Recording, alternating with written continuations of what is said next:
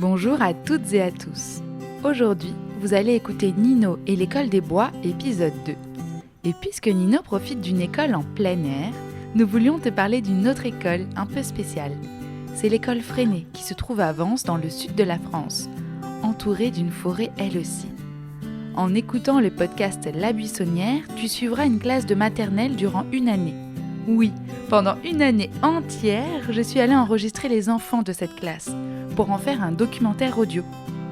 Dans La Buissonnière, tu découvriras comment, dans cette école, on apprend naturellement à lire, à écrire, à s'exprimer, à débattre, à bricoler ou encore à s'amuser en pleine nature.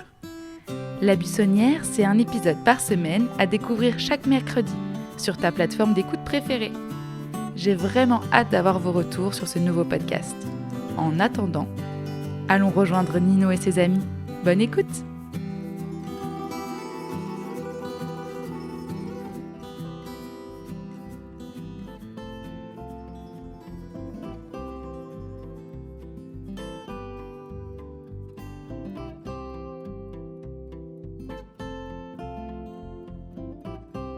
Dans le creux des bois jolis, entre les frênes et les buis, se cache une drôle de cabane.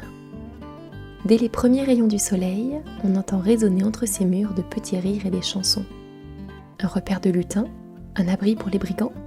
Ici, c'était tout simplement une école. Une école dans les bois pour apprendre en liberté.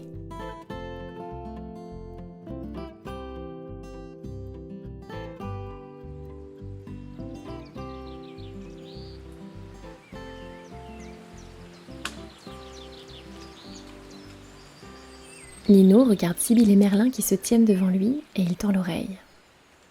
Tout autour de lui, les autres enfants de la cabane-école font pareil. Nino n'en revient toujours pas de cette première journée dans sa nouvelle école. Déjà, une école dans les bois, c'est un peu bizarre. Mais en plus, une école où on grimpe dans les arbres, on ramasse les champignons, ça c'est carrément dingue. Qu'est-ce qu'ils vont nous proposer maintenant ? Se demande-t-il intrigué. Sibylle regarde Merlin, il réajuste son chapeau et il lève les bras en l'air. Si vous regardez la forêt autour de vous, il y a des tas de choses mystérieuses. Pourquoi cet arbre pousse-t-il un peu penché ? Pourquoi cette araignée tisse-t-elle sa toile en triangle alors que celle-ci tisse sa toile en rond ? Et à quel animal appartient donc cette trace de pattes ? Et on peut aussi se demander qui fait ce drôle de bruit dans cet arbre ? Ou même comment font les hiboux pour voir la nuit ? Et les chauves-souris ? Ou encore pourquoi les renards ne mangent pas de carottes ? Oui, il y a tellement de questions à se poser et je suis sûr que vous en avez encore des centaines. Alors voilà ce qu'on vous propose. Si vous voulez, vous pouvez vous mettre par petits groupes et choisir une question. Et ensemble, vous allez essayer d'y répondre en menant votre enquête dans la forêt. Avec Merlin, nous serons là pour vous aider, si vous avez besoin de matériel, de faire des expériences ou de chercher des informations dans les livres. Alors, qui a envie de résoudre les grands mystères de la forêt ? Les enfants lèvent la main un par un, et Nino ouvre des yeux ronds comme des soucoupes. Pendant un instant, il se revoit dans son ancienne école à l'heure de la dictée. Il imagine le bazar qu'il y aurait eu dans la classe si Monsieur Lemoux avait demandé de sa voix traînante. Alors, qui a envie de faire la dictée sur l'accord du participe passé ? Bon, si tout le monde est d'accord, allons-y. Sourit Merlin en faisant tourner son chapeau entre ses doigts. Nino regarde autour de lui. Le vent joue avec les feuilles des arbres et une sauterelle fait un bond de géant tout près de sa main. Il y a tant de choses à observer, à écouter et à essayer de comprendre dans une forêt. Un merle siffle sur une branche. Soraya gratte le sol d'un air pensif à côté de lui. Puis, elle lève la tête et se tourne vers Nino. J'aimerais bien faire cette enquête avec toi. Est-ce qu'il y a quelque chose que tu voudrais découvrir ? Je ne sais pas trop. J'aime bien les oiseaux. Ah ouais ?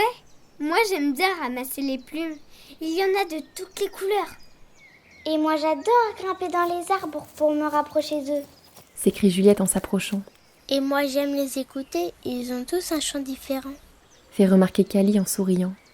Eh ben, on dirait qu'on forme notre groupe d'enquête à nous 4. S'exclame Soraya. Oui, mais on n'a pas vraiment de sujet d'enquête. Je veux dire, on n'a pas de questions. Peut-être qu'en les écoutant et en les regardant, il y a une question qui va venir à notre rencontre. Suggère Cali. Nino hoche la tête. Alors, si on part en exploration des oiseaux, il nous faut du matériel. Allons voir dans la réserve de la cabane ce qu'on trouve. Propose Juliette. Les enfants entrent dans la cabane. Il flotte une douce odeur de plantes séchées et de sève de pin. Une grande bibliothèque est aménagée dans un coin avec des poufs et des fauteuils. Un petit laboratoire avec des éprouvettes et un microscope est installé dans le fond de la cabane. Merlin est en train de ranger de petites fioles dans une boîte. Il referme la boîte et vient les voir. Ouh, je sens que vous en avez une idée. Oui, on aimerait enquêter sur les oiseaux. Mais pour l'instant, on ne sait pas trop ce qu'on va résoudre comme enquête. Oh, mais ça ne fait rien. Vous savez, les plus grandes découvertes tiennent souvent du hasard. C'est en observant les choses que les questions viennent. Bon, alors de quoi avez-vous besoin? De paires de jumelles, ça c'est sûr. D'un livre pour reconnaître les oiseaux. Peut-être aussi d'un appareil photo. Et aussi d'un enregistreur pour enregistrer leur bruit. On pourra aussi emporter les talkie-walkie, si jamais on veut se séparer en plusieurs groupes.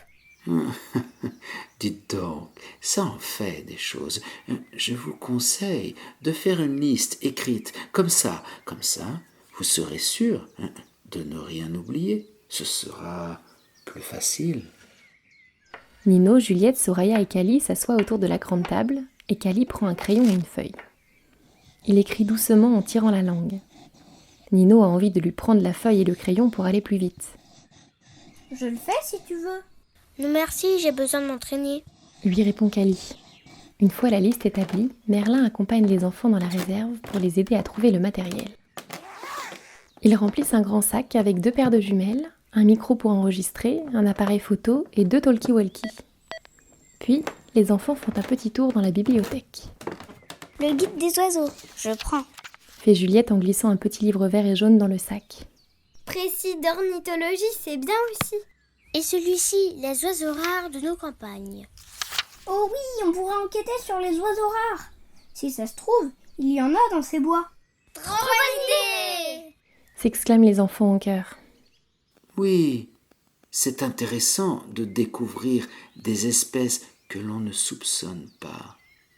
Peut-être que votre enquête va s'affiner au fur et à mesure de vos découvertes.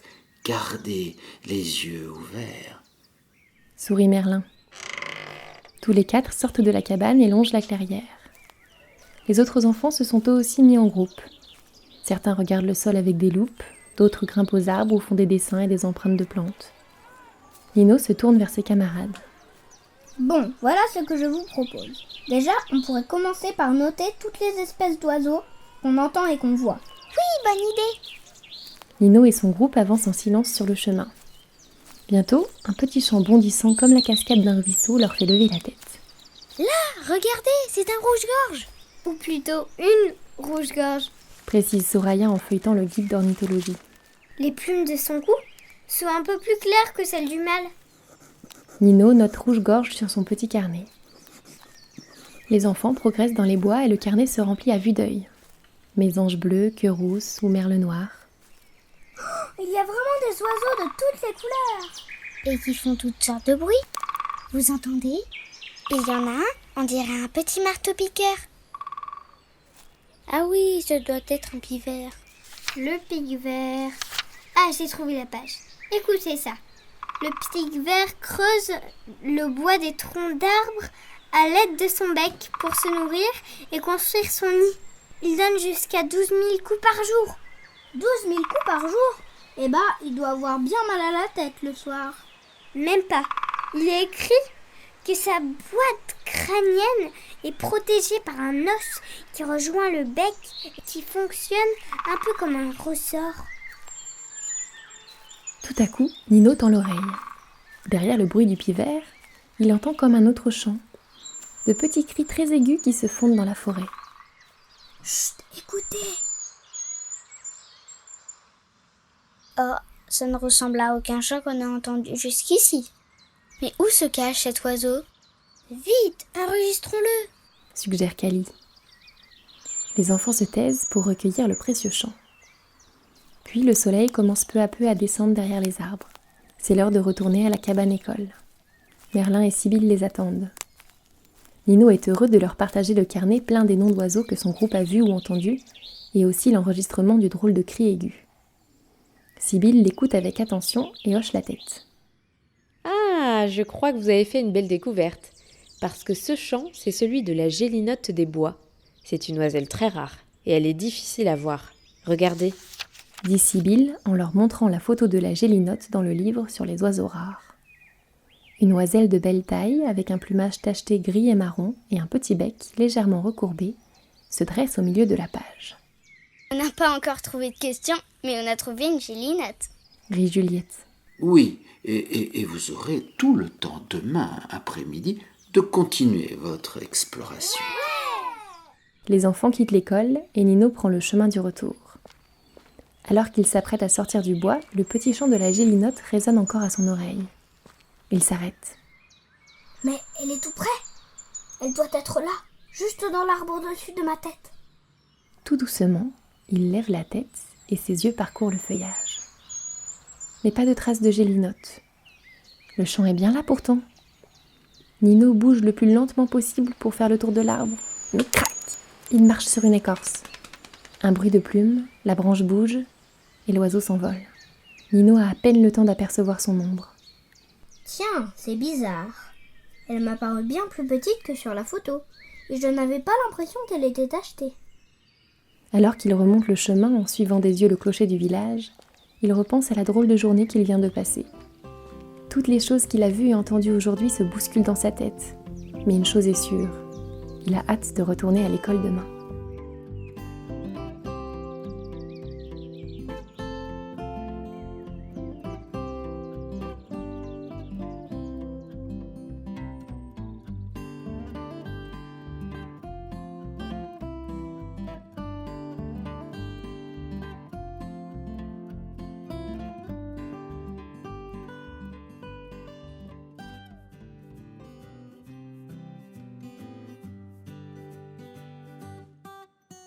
Vous venez d'écouter une histoire d'Envolée Conté, une création originale écrite par Lucille Petit.